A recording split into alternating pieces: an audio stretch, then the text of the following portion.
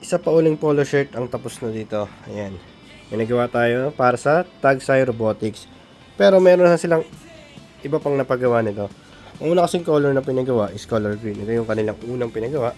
Yan, yung color green. And ito yung variation naman nila ng color black. Yan.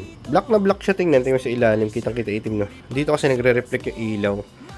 Yan. Kaya medyo na parang nagla-light siya. Pero black na black talaga siya. Yan, kagaya nito nasa ilalim.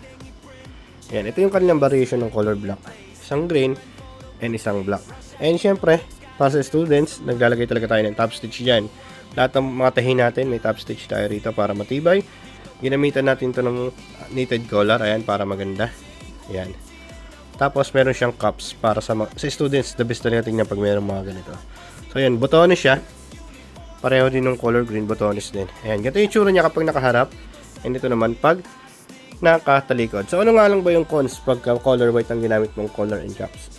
Ang problema lang dito minsan, ang madalas kasi nangyayari, mabilis siyang madumihan. Kaya magandang may neck tape to. Ayan, may neck tape to para pag sa estudyante medyo mapagpawisan, yung dumi, dito muna yung kakapit. Hindi ka agad doon sa taas. Ayan, makikita mo, di ba? Ayun yung unang tumatama sa balat. Ayan. Ang problema lang kasi talaga sa white na collar is mabilis siyang madumihan. Minsan kasi, di ba, pag napadikit lang to doon sa langis ng makina ng panahe, yung may oil, lalo na pag dilaw yung oil na ginagamit sa masina, konting dikit lang, matik magkakadumi. Same sa cups na white. Or minsan naman yung mga nagagawa, kapag hindi na marami pala yung kamay, nag-a-attach nito, or kaya naman nag-a-assemble, nagtatabi, nagtitiklop, mabilis kumapit yung dumi.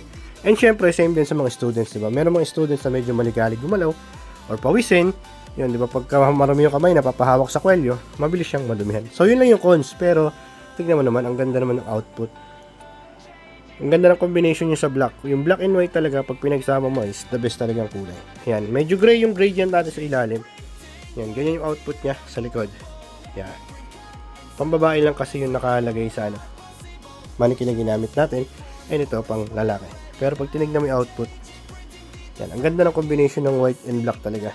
White, black, gray, and yung pinaka-team nila na yellow and green, nandiyan pa rin. Kumbaga, yung combination, nandiyan pa rin. Tayo yung nag-layout nito, kasi wala pa silang layout, so in-approve lang nila. And okay naman sa kanila. So, yun. Ayan. Ang ganda ng combination na ito. So, sa mga gusto po magpagawa ng katulad nito, pwede nyo po ako i-message or ang aming Facebook page. Lalagay ko po sa description ng video nito kung saan nyo po kami pwedeng ma-message. Soon, magiging available na rin po ang aming customized and pre-made na polo shirt sa Shopee, Lazada and TikTok Shop. Pwede nyo po kami i-visit doon. Lalagay ko na rin po sa description yung link ng mga online store namin. So, yan. Ganda. At souvenir dito sa JG Printing, lahat pwedeng i-print. Chair, PVC ID at lace, sticker and photo booth place. Rush ID, notebooks, calendar, customize the maze. Lower